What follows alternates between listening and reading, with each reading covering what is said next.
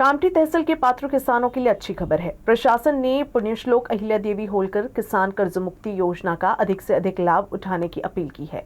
अधिकारियों ने बताया कि योजना के तहत पात्र किसानों को कर्ज माफी के साथ नियमित ऋण चुकाने वालों को प्रोत्साहन राशि भी मिलेगी।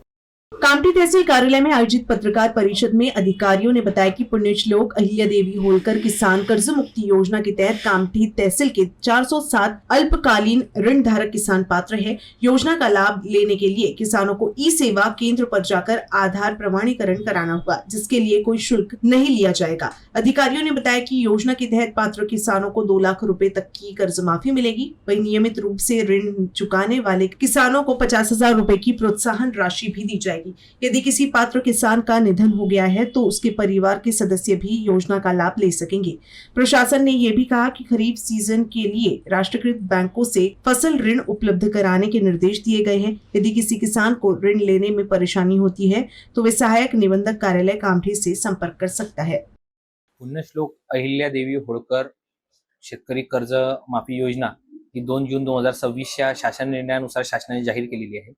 यामध्ये 1 एप्रिल 2019 ते 31 मार्च 2025 या कालावधीमध्ये ज्या शेतकऱ्यांनी अल्प मुदतीचं पीक कर्ज घेतलं होतं त्या सर्व शेतकऱ्यांना 2 लाखापर्यंतची कर्जमाफी मिळणार आहे।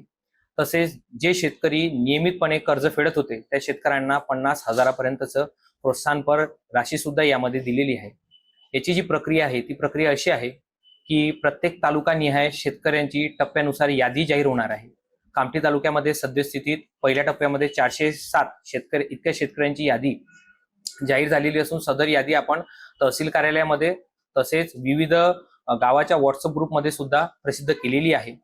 त्या अनुषंगाने त्या यादीमध्ये ज्या शेतकऱ्यांचं नाव आहे त्या शेतकऱ्यांनी संबंधित त्यांच्या गावाच्या नजीकच्या आपले सेवा केंद्रामध्ये जायचं आहे आणि त्यांच्या आधार प्रमाणीकरणाची जी प्रक्रिया आहे ती प्रक्रिया करायची आहे।